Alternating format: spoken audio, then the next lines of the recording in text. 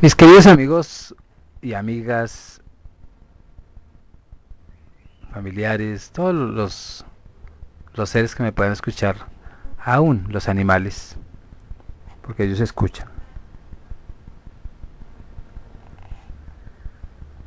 Les saluda Juan Guillermo Guerrero Méndez, 320-370-0091. Recuerda que tú estás en mí, yo estoy en ti. Por lo tanto, nos necesitamos. Y vamos a continuar con esas teorías del comercio internacional. Y volvamos, que ya alguna vez yo les hablé sobre eso, pero repitámoslo en otras palabras, sobre esa teoría mercantilista.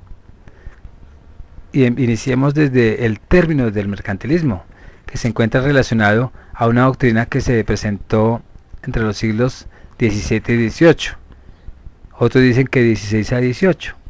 Bueno, lo importante es que se desarrolló en el tiempo y entendido como el enriquecimiento de las naciones mediante la acumulación de metales preciosos. O sea, ya era acumular metales preciosos, pero eso se adquirían a través de un producto, porque eso no era coger solo metales, ¿no? Sino qué dábamos a cambio de él. Pues esta consideraba al Estado como el responsable de programar y organizar la adquisición de metales preciosos. Y con esta doctrina pues se genera una balanza comercial, pues debido a que los países se ven forzados a desarrollar al máximo las exportaciones de productos pagados en oro y plata y reducir en lo posible las importaciones, pues para no dejar salir el oro.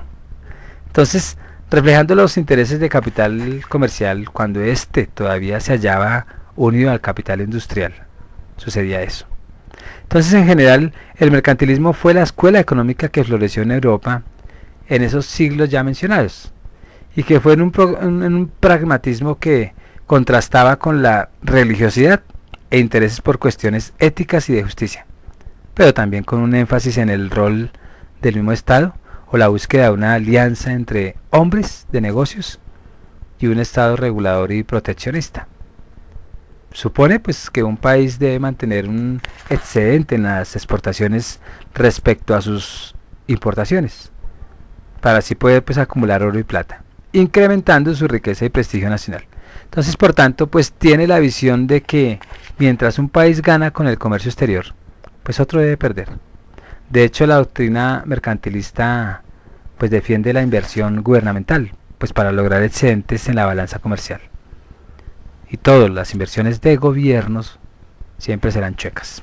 Entonces, a lo largo de estos siglos, pues el mercantilismo varió de una nación a otra. Por ejemplo, por lo menos en España, se basó en una actividad puramente exportadora hacia la defensa de los metales preciosos que entraban desde América, atesorándolos en lingotes básicamente. Solo lo que hacía era defender el oro.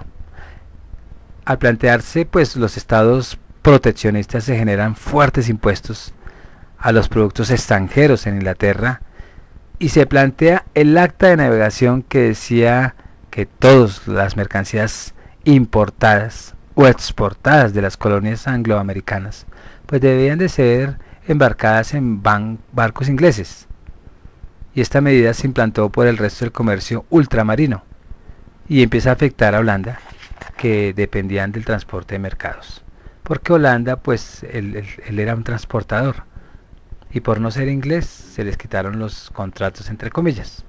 Entonces el mercantilismo francés pues es muy diferente al español, al carecer Francia de minas de oro y plata, por lo que ésta intentaba adquirirlos en los mercados exteriores. Por lo menos Jean Colbert, ministro de Luis XVI, que alguna vez ya lo dije en otra audioconferencia, institucionalizó la exportación de productos franceses pues para generar dichos metales. Tampoco pues las Cortes de Castilla se mostraron partidarias de la plena libertad de comercio con otras naciones, porque entonces los invaden de productos y se llevan nuestra riqueza. Por eso era que ellos más bien sacaban y no dejaban entrar. Era muy menudo, por un lado, las demandas pues de que el rey prohibiera la exportación de metales preciosos por los particulares, o pues más bien como los particulares no podían llevar esos metales al extranjero, apelando a la necesidad, pues porque el tesoro tenía de moneda de alto valor y representación de poder, y para atender a la financiación de las guerras también el oro lo tenían. ¿Y guerras contra qué? Contra el extranjero de la monarquía, así como a la falta de medios de pago para el comercio interior de Castilla. Entonces, si hubiesen leído con atención los tratados de los doctores de Salamanca, los arbitristas pues habrían comprendido que todo ese dinero, entre comillas, pues no es su riqueza, o no es en sí una riqueza, que los ejércitos y toda la actividad de la monarquía al final pues se pagan con mercancías, y que la abundancia de monedas ya en oro pues trae consigo subidas de precios con efímeras ilusiones de prosperidad, igual que hoy. También pues pidieron rápidamente los memoristas y las cortes que el rey protegiera con prohibiciones y aranceles las producciones locales frente a la competencia de manufactura extranjera. Y si nos damos cuenta, ya volviendo en el siglo XVIII, a mediados del siglo XVIII, terminando el siglo XVIII, en 1776, pues Adam Smith fue el que denominó esta doctrina intervencionista con el apelativo de sistema mercantil o mercantilismo. Y ese apelativo pues ha perdurado hasta hoy. En la propia España pues hubo defensores del libre comercio durante la etapa llamada mercantilista. Y si nos damos cuenta, Alberto Struzzi, que es de 1565 a 1638, quien lo estudió de Chavarría en el 95, él nos dice eso. Entonces, por el contrario, en otras naciones de Europa pues hubo partidarios ardientes de la intervención.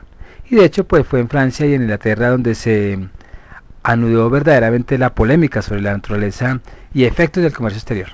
Entonces el intendente de Luis XIV, Jean-Baptiste Colbert, conocido más por Jean Colbert, que es del siglo XVII inicios, siglo XVII. Entonces, durante los muchos años que ocupó el cargo, pues tomó toda clase de medidas para fomentar la industrialización en Francia, con incentivos que la favorecen frente a la agricultura y con prohibiciones y aranceles que le defendían de competencias extranjeras. O sea, todo el producto que venía del extranjero tenía que pagar aranceles, impuestos, todo lo que fuera en su mayor traba para que no entrara. Y claro que recibieron mucho dinero porque de todas maneras sí entraba. Y Colbert pues creó un sistema por el que los fabricantes agremiados se convirtieron en recaudadores de los impuestos a cambio de privilegios de exclusividad. Claro, porque es que recaudar era peligroso. Entonces asimismo llevó adelante una política de creación de fábricas reales, pues para producir cristales, tapices, porcelanas, armamentos también, y también protegidas frente a la competencia de las Provincias Unidas e Inglaterra. Entonces la idea de que la prosperidad de un país puede conseguirse con la intervención del Estado, no solo en las actividades fabriles de la nación, sino también en el comercio exterior, pues tuvo pues un destacado campeón en Colbert, porque fue el modelo de muchos servidores públicos en Francia, donde llegó a crear una tradición que aún alienta. Entonces el mercantilismo inicia su descomposición a mediados del siglo XVII, pues a medida que el capitalismo progresa. Y la forma principal de aumentar las riquezas pues va haciendo más bien la producción capitalista. El mercantilismo, pues según caracteriza la caracterización de Marx, pues fue la prehistoria de la economía política. Y la verdadera ciencia económica moderna empieza tan solo cuando la investigación teórica pasa del proceso de circulación al proceso de producción. Y eso lo dice Karl Marx. En su tiempo, pues la política del mercantilismo fue progresiva. Hablando de la época de Karl Marx, ¿no? Fue progresiva y contribuyó a desarrollar esas primeras grandes empresas capitalistas, como la de manufacturas. Y eso pues facilitó el progreso de las fuerzas productivas. Y la victoria del capitalismo sobre el feudalismo ahora sí se ve marcada. Ahora bien, es clave aclarar que la visión neomercantilista persiste hasta nuestros días. Lo que pasa es que cambia es la concepción del intercambio de un bien por un oro o plata y la industrialización que se impone más hacia el monopolio. Entonces actualmente es defendida por muchos países, aunque con unos objetivos reformados, que es no financiar guerras, sino proteger el pleno empleo. Y así ocurrió en Estados Unidos bajo el gobierno de Reagan, que aplicó cuotas de la importación de automóviles japoneses con el fin de proteger los puestos de trabajo, porque al importar pues no se consume el producto nacional. Y aumentar la renta nacional pues era el objetivo, ¿no? Entonces la polémica del libre cambio y protección, Friedman pues justifica las exportaciones como una forma de obtención de divisas para pagar las importaciones.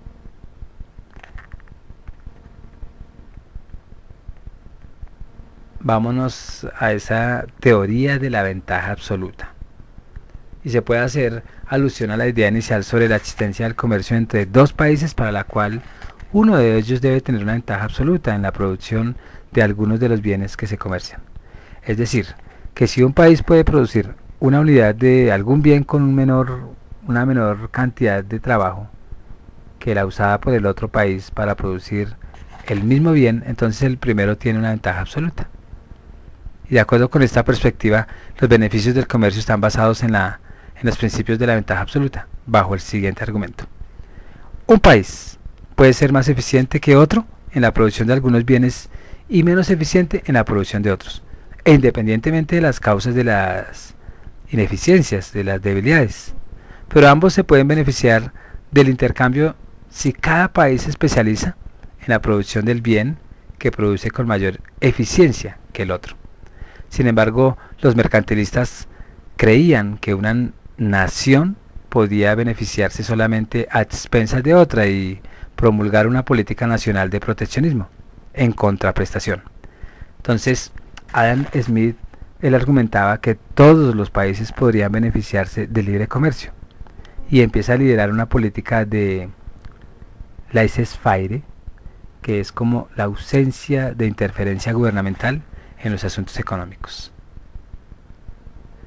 Si nosotros describimos en su libro La riqueza de las naciones de 1776, pues las bases del beneficio del comercio entre países, pues se define que un país tiene una ventaja absoluta sobre otro en la producción de un bien, cuando es más eficiente, es decir, requiere de menos recursos por unidad para su producción que el otro país, y al obtener menos recursos baja el costo.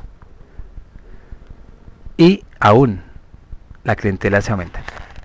Entonces, de acuerdo con Smith, los países deben especializarse en la producción de mercancías en las que tengan una ventaja absoluta e intercambiar estos productos de bienes productos en otros países.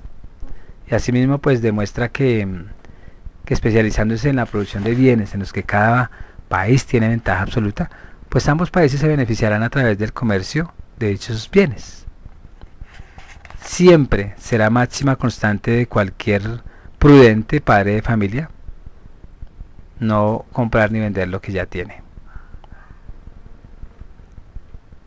Entonces, en una primera aproximación al comercio entre países, pues surge por las diferentes producciones del trabajo, la tierra y el capital.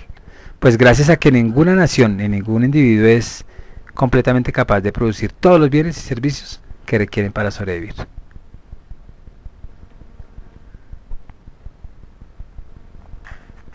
Ya la teoría de la ventaja comparativa está en otra, ya la escribí en otro momento, entonces voy a dejarla para que ustedes la esculquen ahí en mi canal y la encuentren. Juan Guillermo Guerrero Méndez se despide y recuerda que tú estás en mí, yo estoy en ti, por lo tanto nos necesitamos. Muchas gracias.